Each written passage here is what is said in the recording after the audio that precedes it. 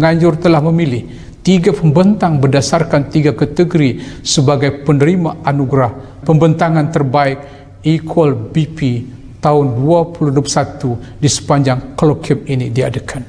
Izinkan saya yang bagi Datu untuk menamakan penerima-penerima anugerah tersebut.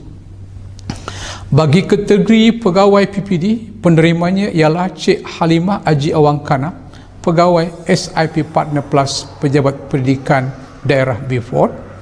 Manakala bagi kategori pengetua, penerimanya ialah Puan Betty Leong, pengetua SMK St. Francis Xavier Keningau. Bagi kategori guru besar, penerimanya Puan Rosida binti Abdul Murad, guru besar SK Pendidikan Khas Tuaran Penampang. Syabas dan tahniah diucapkan kepada semua yang terpilih sebagai penerima anugerah. Terima kasih juga diucapkan kepada panel yang terlibat dalam menilai kesemua pemenang tadi. Salam sejahtera. Saya akan berkongsi satu program yang dinamakan No Franciscans Left Behind. Baiklah tuan-tuan dan puan-puan, saya Betty Leong, pengetua Sekolah Menengah St. Francis Xavier. Tajuk perkongsian saya pada hari ini, No Franciscans Left Behind.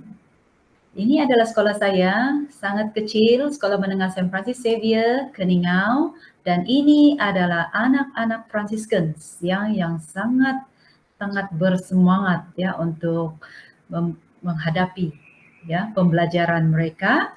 Dan sekolah saya sekolah Mobali dengan 2.3 ekar sahaja ya keluasannya, antara sekolah yang terkecil di Malaysia.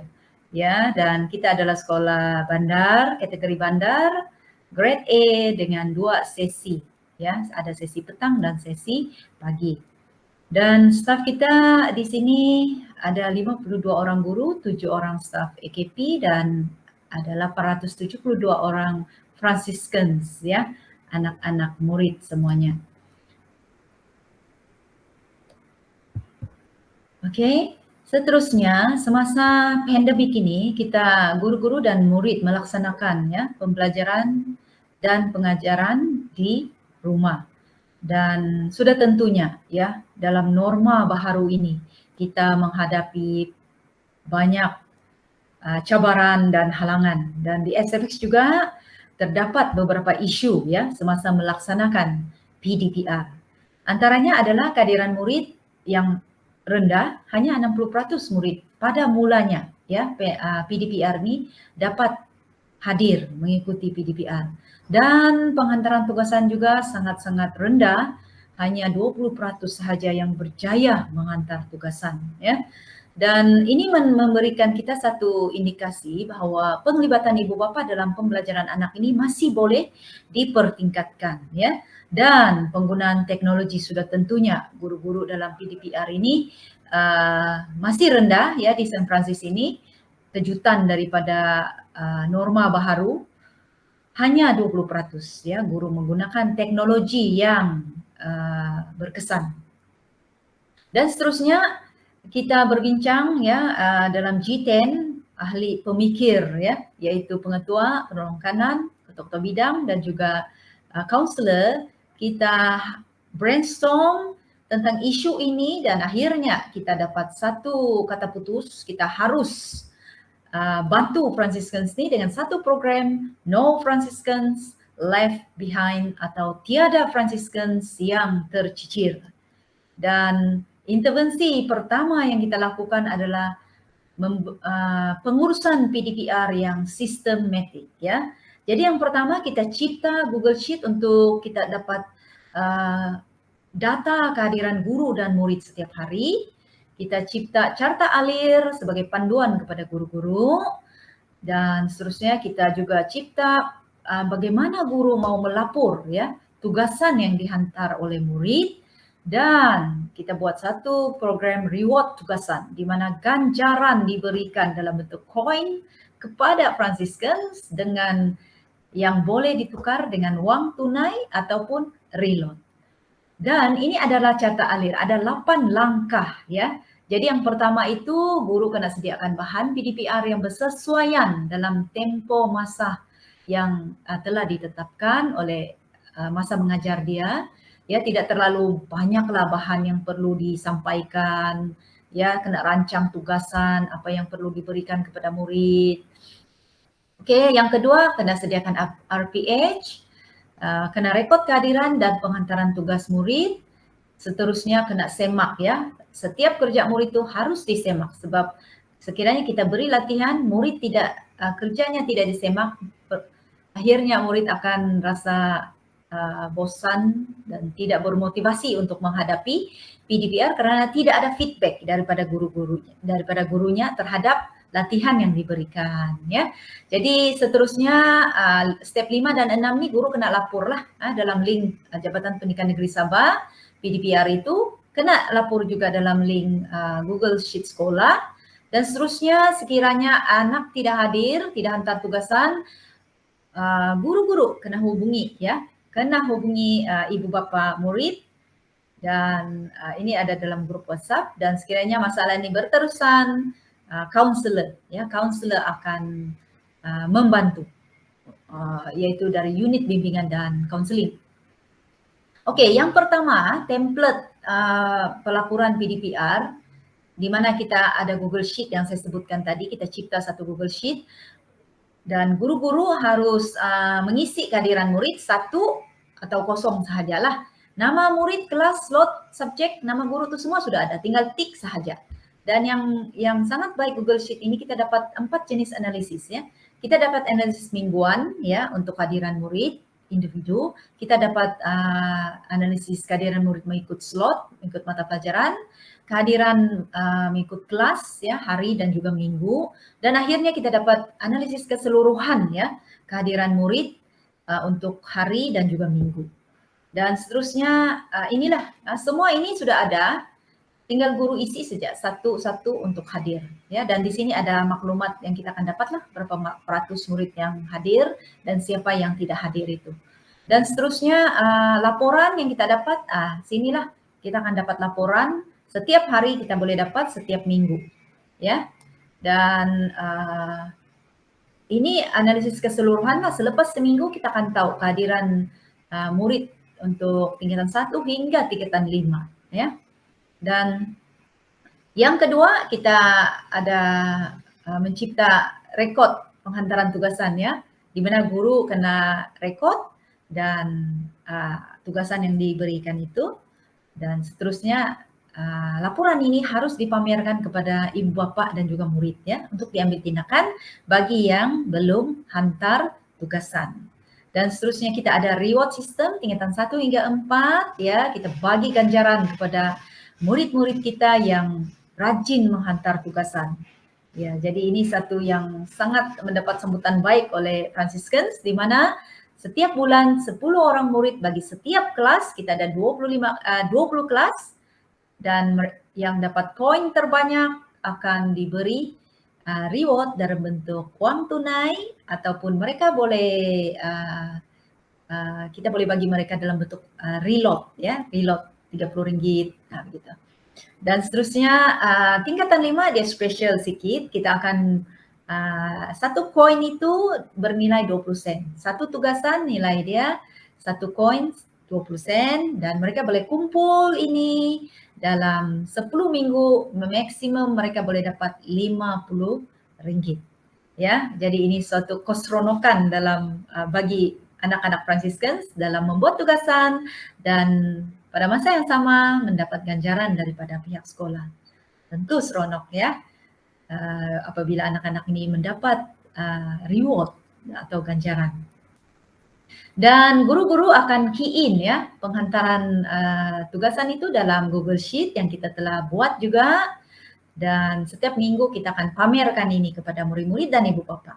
Ya, berapa sudah koin yang mereka kumpul dan berapa yang sekolah harus sediakan. Dan kita jangka kita akan spend dalam jumlah lebih kurang RM3.000 lah untuk program ini sehingga bulan 12 khas untuk tingkatan 5, ya. Dan dari segi guru pula, ya, sekiranya saya bertanya kepada tuan-tuan dan puan-puan, apakah aset sekolah yang paling bernilai? Dan PDPR kita ini bermula dari Mac 2020. Sudah tentu guru-guru kita Ya, mereka lah tulang belakang, mereka lah jentera penggerak untuk memastikan PDPR ini dapat berjalan dengan berkesan. Jadi yang pertama sekali apa yang sekolah buat adalah sokongan dan support kepada guru-guru ini dari segi mental motivasi mereka, emosi mereka, ya. Jadi kita bagi taklimat bahwa kita sekarang dalam pandemik, norma baru, dan kita harus menghayati perubahan ini, embrace the change, dan seterusnya adapt to new norms, ya. Guru-guru harus berupaya beradaptasi kepada norma baru, ya, untuk kekal relevan dalam semasa pandemik ini. Dan oleh karena banyak yang kita perlu belajar, benda-benda baru kita harus relearn, ya, yaitu guru-guru harus berkeinginan untuk belajar semula. Dan semua ini kita sampaikan kepada guru-guru from heart to heart dan mereka dapat menerimanya, ya. Dan seterusnya pihak pentadbir juga bagi sokongan bersama dengan rakan-rakan juga bagi sokongan. Ya, guru-guru kita tidak boleh bekerja bersendirian. Mereka perlu support daripada pentadbir dan juga rakan-rakan mereka. Jadi apa yang sekolah buat, kita atur latihan dalam perkhidmatan LDP, terutama bagaimana menggunakan YouTube ataupun bagaimana buat video, dan Telegram, satu aplikasi yang sangat-sangat berkesan untuk memantapkan PDPR. Ini kita bagi kursus secara online. Dan kita adakan PLC, Professional Learning Committee, secara berjadwal bagi setiap panitia. Mereka akan berbincangkan strategi yang sesuai, ya, apakah yang berkesan untuk mata pelajaran ini apabila kita ajar secara online ataupun offline. Dan seterusnya guru-guru juga memperluaskan perbincangan mereka dengan mengadakan Professional Learning Network, ya, bekerjasama dengan sekolah lain, dan juga secara maya guru-guru kita networking melalui YouTube, ya, webinar seluruh Malaysia dan seluruh secara global mereka boleh mendapat, ya, banyak perkongsian mengenai dengan PDPR ini, ya, dan amalan-amalan terbaik PDPR semuanya ada di sana. Jadi networking ini sangat-sangat membantu guru sebenarnya, ya. Dan semasa mesyuarat kurikulum bidang dan panitia, guru-guru akan mengadakan agenda tetap wajib adalah perkongsian amalan terbaik. Mereka berkongsi, ya, macam guru matematik berkongsi bagaimana apa apps yang digunakan, apa tools yang digunakan untuk guru ya dapat mengajar dengan berkesan kepada anak-anak, dan apakah yang kelemahan murid yang boleh kita perbaiki, ya, dan banyak lagi lah, ya, dalam perkongsian yang dibuat ini. Dan ini sangat-sangat membantu dan memberi sokongan kepada guru-guru, ya. Dan latihan-latihan guru yang kita bagikan ini kita upload dalam YouTube, ya. Ada yang kita rakam, ada yang kita buat sendiri, ya, pengetua buat sendiri dan upload di YouTube sekolah. Dan ini antaranya, ya, penggunaan YouTube dalam PDPR, cara create folder, create quiz, poll dalam Telegram, bagaimana buat voice chat, video chat, dan record screen, bagaimana record Google Meet, semua itulah kita kongsi dengan guru-guru, dan guru-guru boleh menonton berulang kali sekiranya mereka perlu rujuk semula, ya, kemahiran itu ataupun LDP itu mereka boleh rujuk sahaja di YouTube channel sekolah, ya. Dan sudah tentunya guru-guru, ya, apabila mereka mengajar terutama secara online ataupun live menggunakan Google Meet ataupun video chat dalam Telegram, kehadiran tidak 100%, ya. Ada murid 20 saja yang hadir daripada 30 orang. Jadi bagaimana dengan 10 orang murid itu? Adakah mereka akan tercicir? Ya, dengan prinsip no Franciscans left behind, maka apa yang kita buat, kita gunakan kaedah hybrid, di mana kita buat online pada masa yang sama juga murid-murid yang boleh menonton, boleh mendapat PDPR itu secara offline. Ya, bagaimana? Kita record Google Meet, video chat yang kita buat, gunakan akun Delima, ya, dari Kementerian Pendidikan Malaysia. Kita akan dapat link Google Drive, kita kongsi link Google Drive itu kepada murid yang tidak hadir kelas online kita. Dan seterusnya Kalau saya dan guru-guru saya yang lain, ada juga yang kan edit rekaman itu dan seterusnya upload di YouTube channel masing-masing ya. Jadi murid boleh bila-bila masa boleh tonton, boleh anytime, anyway, any place. Bila mereka sudah ada capaian internet, mereka sudah senang, mereka boleh menonton ya pengajaran dan pembelajaran tersebut. Dan mudah-mudahan ya no Franciscans left behind, sekiranya betul-betul lah murid ini yang tidak hadir itu menonton ya YouTube, video YouTube itu. Dan seterusnya guru-guru juga tidak semestinya setiap kali PDPR menggunakan Google Meet ataupun video chat ya. Guru-guru boleh buat video-video pendek dan upload di YouTube, dan secara offline murid-murid boleh belajar ya. Dan banyaklah caranya untuk buat video pendek ini, boleh record slide, boleh record screen ya, macam-macam apps kita boleh guna. Dan kenapa kita perlu guna video pendek ataupun YouTube ya dalam PDPR kita? Jadi kita bagi tahu guru-guru, dan guru-guru di St. Francis ini sudah paham, arif tentang perkara ini, di mana murid sebenarnya lebih paham dengan tunjuk cara ya. Bila kita buat video, kita buat step by step, langkah demi langkah, murid dapat paham seperti dia berada dalam bilik darjah ya. Dan yang baiknya ini murid tidak perlu download. Kalau kita taruh di WhatsApp, murid perlu download lagi kan. Dan ini makan data, makan ruang dan data handphone mereka. Jadi kalau kita upload di YouTube, mereka hanya perlu tekan link yang dihantarkan oleh guru dalam YouTube channel itu, dan mereka boleh menonton anytime, anyway, any place ya. Dan boleh menonton berulang-ulang kali, boleh pause, boleh replay. Dan ini kita tidak boleh buat semasa kelas bersemuka ya.